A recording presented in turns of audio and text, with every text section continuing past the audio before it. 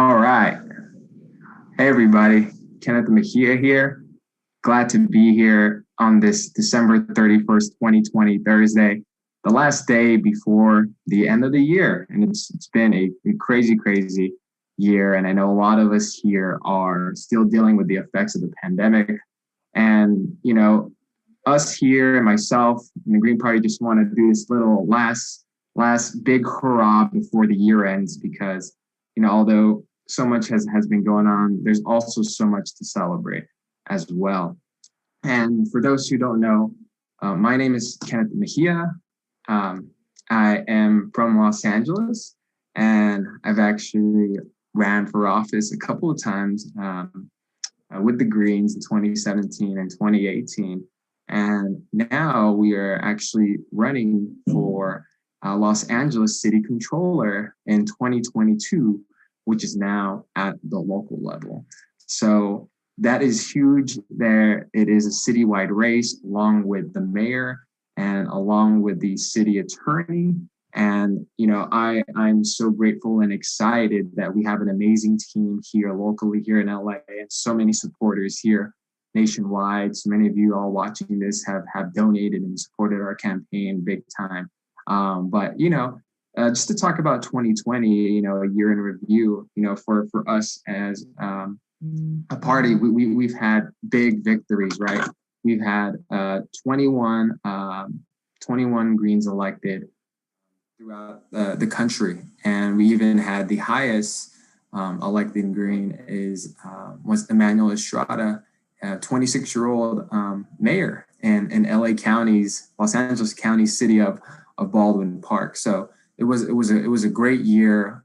We ran amazing campaigns, and I'm excited to sort of kick it off into the next years to come, because once the election ended, a lot of us were looking for things to do, things to get involved in, and I think that when we launched our campaign, we gave a lot of people a lot of hope and excitement, and I'm proud to be running again in this race to give Los Angeles a better option to hold those in power accountable, since we are running for the city controller position. But yeah, I mean, a little bit about myself. I'm from Los Angeles, born and raised here. My single immigrant mother household, and my biggest issues and activism relates to housing, making sure that tenants stay in their homes, making sure that the unhoused communities who live on our streets being taken care of, that they are being given shelter and housing, especially during this time. And those are issues that are really close to me. So I'm part of organizations here locally that does a lot of housing, around housing justice. So me professionally, I am a CPA. I'm a certified public accountant. So I look at numbers a lot. I've been an auditor, and I have been an accountant for over 10 years. And that's sort of how it ties into what I am running for in 2022. We're running for the Los Angeles City Controller. And now many of you might be asking, like, well, what is a city controller? And the city controller is the city's chief accounting officer, the city's financial auditor, and also the city's paymaster. And you're like, what do they do, right? So the chief accounting officer is basically in charge of the accounting of all the city's financial transactions, making sure that anything that gets spent, anything that comes in, gets booked accurately and timely. And we want to make sure they're being booked correctly in accordance with certain regulations, like general accepted accounting principles. As chief accounting officer, we're also in charge of the budget. And after the city's budget gets proposed by the mayor and approved by city council and everyone, then it comes to the city controller's office, where the accounting office side is the ones in charge of controlling the budget, making sure that we're not spending over the limit, we're not going over budget, and making sure that we are abiding by what the council and the mayor approved for and appropriated for.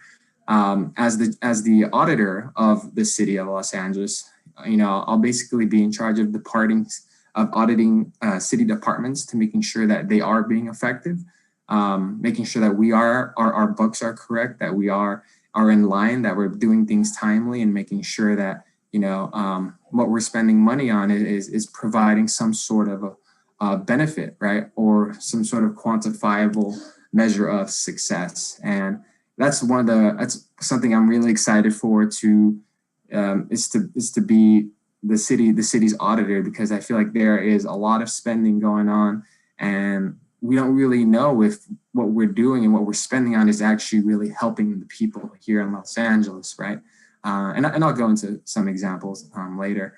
And lastly, the city's controller is the paymaster. So we're in charge of making sure that everyone gets paid, all the city's vendors get paid, All the employees, all the city employees get paid as well. So, those are the three big functions of the city controller: the chief accounting officer, the auditor, and the paymaster.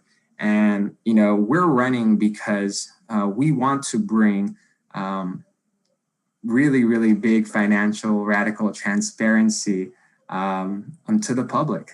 Let me share y'all a little bit of what we are fighting for too, and I'll share my screen so y'all could have a little sneak peek at the amazing work that we've all done here at our team here. Let me share this real quick. All right, so if you all could see our screen here, this is our awesome website, right? And this is, shout out to the amazing team, Jane and Jag, and everyone who put this together. But we will hold power accountable. That's what we all do. We also talk about here, what is the city controller, what I just talked about. I also talked about myself, which says a lot more. And by the way, you all can visit my website at mejiaforcontroller.com, where you could read a lot more about us. But what I wanted to talk about now is our amazing platform, like what we're fighting for. We have a 6-point platform. We want to be effective. We want to be transparent. We want our data to be timely. We also want to be accountable, and we also want our data to be people friendly, and we also want to be educational. And as being an effective city controller, we want to make sure that the city government and our departments are operating, and operating effectively and efficiently, providing the best results for the city of LA. And, because if we're not being efficient, we're not being effective with the money that we're spending or that we're getting, we're basically just throwing that money away and we're wastefully spending, right? We want to be transparent. I think that's one of the huge things we want to do, is we want to make sure that we are bringing radical, transparency about the city's finances. We want to make sure that people can trust us, that they could see and look at our city's finances, accurately, and goes to my second point, but also timely. We want to make sure that people can see financial data and not wait till like a year later to get the results and the numbers that they want to know about, whether it's about the budget or the payroll or, just what we're spending money on or where we're getting our money. And, we also want to be accountable as well. And we want to make sure that we are booking our city's finances and recording it accurately. And we also want to make sure that we're holding accountable our elected officials too. For every decision that they make, there's always a financial side or financial impact of it. And we want to make sure that these people, these city council members, the mayor, that they are being held accountable and that they know that their decisions led to nothing happening or something really beneficial happening. And these last two platform points that we are really excited for, that I'm really excited for, is we want to make sure that our data, our financial data, is people friendly. We want to make sure that it's really accessible, where people can go online and they could log into the city controller's website and they could just find the financial data they want with a click of a button. And they don't have to get confused, or, we want to make sure that our website is people friendly and intuitive for people to just go on and find whatever they want. Right now, if you go onto the current controller's website, it's good, but it's still jumping through hoops and trying to find a lot of clicking on a whole bunch of buttons to find exactly what you need. And sometimes these downloads, when you try to download the data, it freezes and it crashes. So we want to make sure that our financial data is people friendly. And lastly, what we are really excited for, since we are running for a finance position, is we want to be educational. The city controller's position usually has run unopposed, or no one has ran for it, because not a lot of people know what the city controller does or is. And I think the city has done a terrible job at letting people know about this role, and that the city's finances are actually very, very important, because, what we spend our money on or what we budget sheds a light on what our city's priorities are. And so what we want to do is we want to be educational. We want to teach people, about the city's finances, do accounting 101 or finance 101 classes, do some weekly classes on how to teach people how to use Excel, or how to maybe even file a tax return or just learning financial terms in general, and maybe just even Q&A sessions about what we do every week so people could learn about us. And, we're really excited that we're running to bring this platform to the people of LA. Sorry, my dog. This city has 4 million residents, but this last election, only 290,000 people voted for this race, right? And so it just goes to show that no one knows what this position is, and our city hasn't done a great job at explaining it. And so let me stop sharing here real quick. But that's who I am. That's who we are. That's what we're trying to do and what we're running for.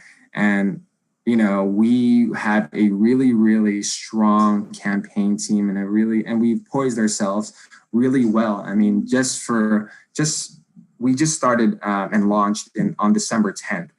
That's exactly 3 weeks ago. And let me tell you all what we've done so far as a campaign team. So you could see just how excited and just how much support there is for this campaign.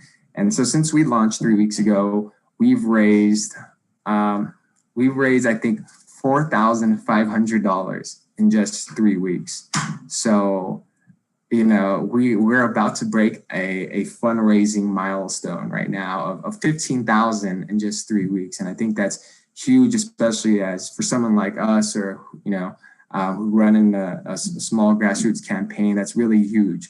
We also have had 200 signups to join our team, and we have amazing folks from all over Los Angeles locally helping us out. We have people from so many amazing organizations. Shout out to organizations like K-Town for All, People City Council, Sunrise Movement LA, DSA LA, Black Lives Matter LA, LA Tenants Union, the LA Greens. There's just so many people from so many amazing orgs here that are on board and helping us to bring financial transparency to the city and to the public. So, we're really excited. The reason why we're starting so early, our race is on March 8th, 2022, but they might push it back to June because they want it to align with the federal and state elections so they could do it all at the same time, but we're still waiting on it. But the reason why we're starting now is because we are running for a citywide position. We're running for the entire city of Los Angeles. There are over 4 million residents. And as you know, as a grassroots campaign that doesn't take corporate money, that isn't going to get supported by independent expenditures by police unions or by oil and gas companies or healthcare companies.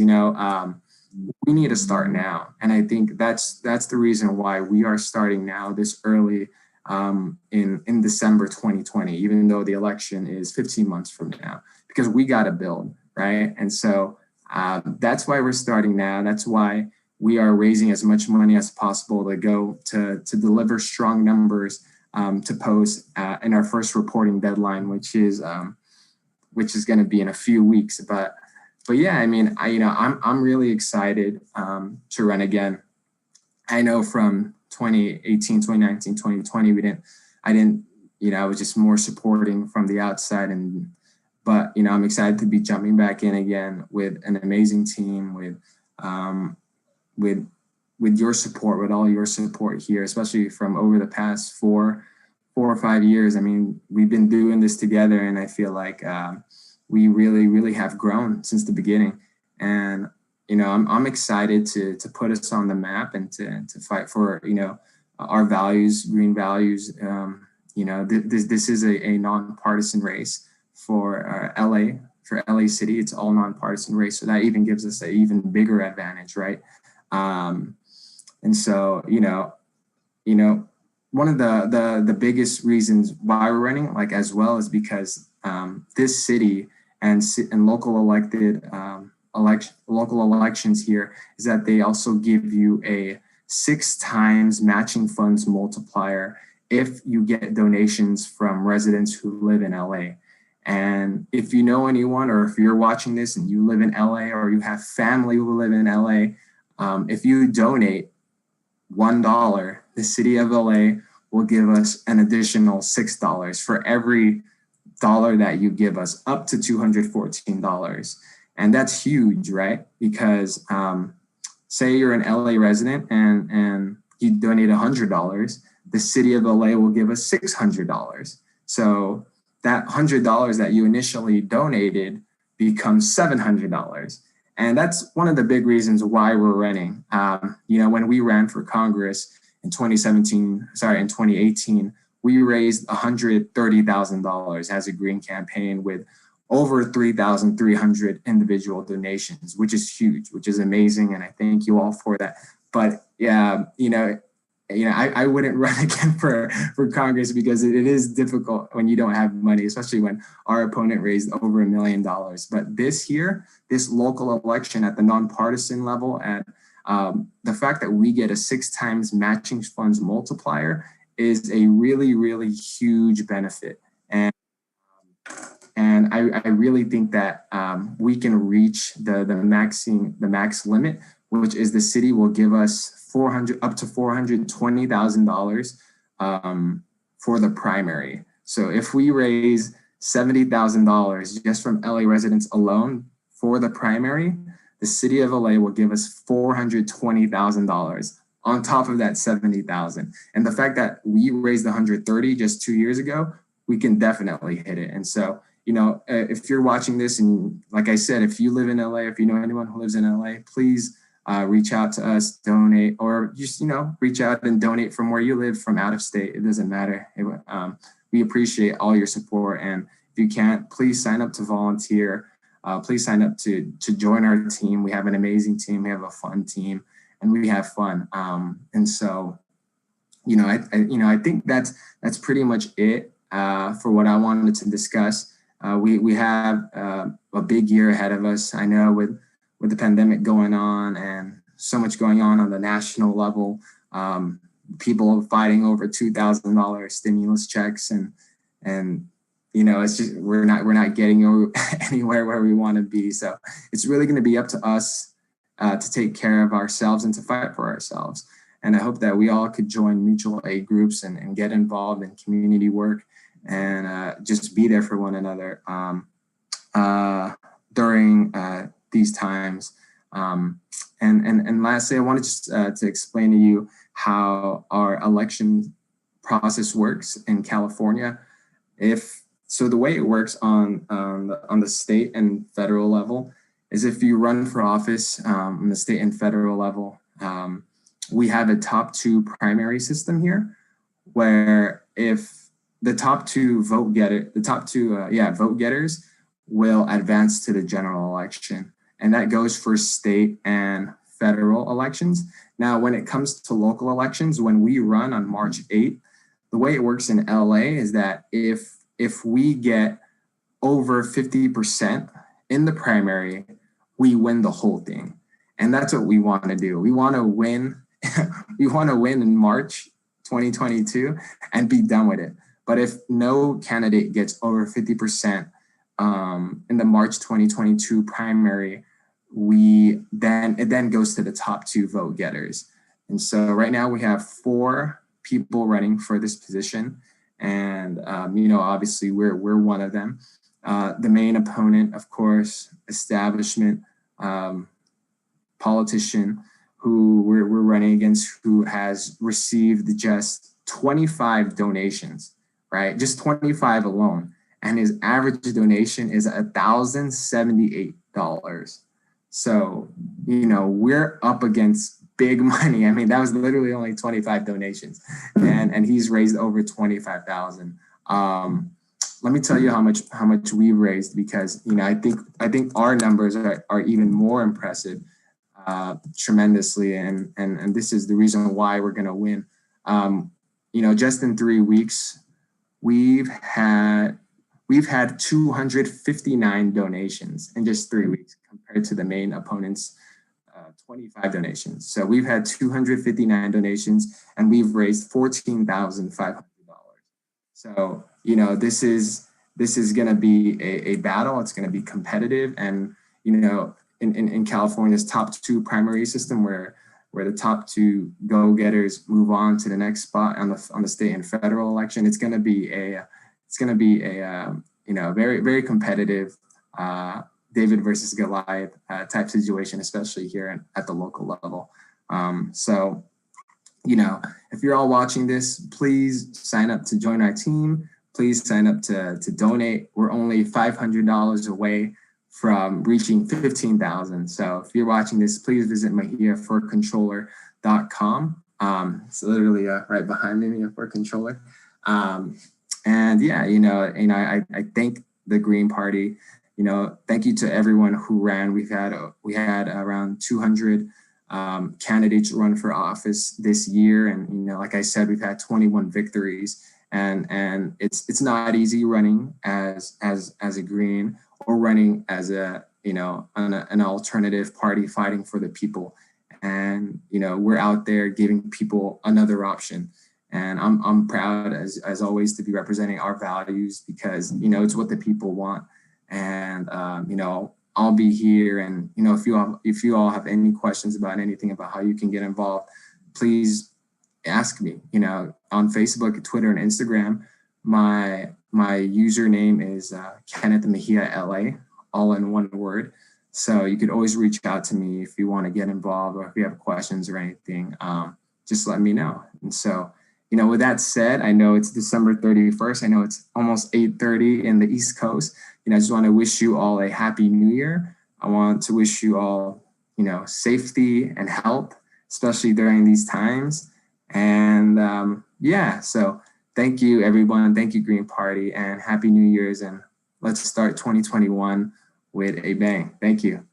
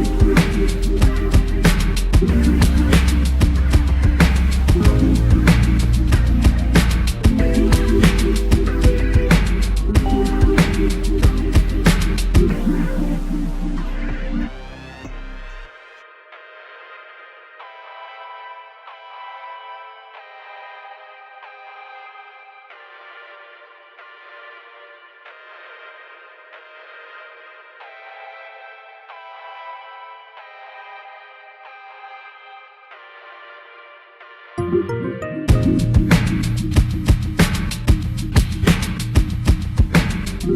you.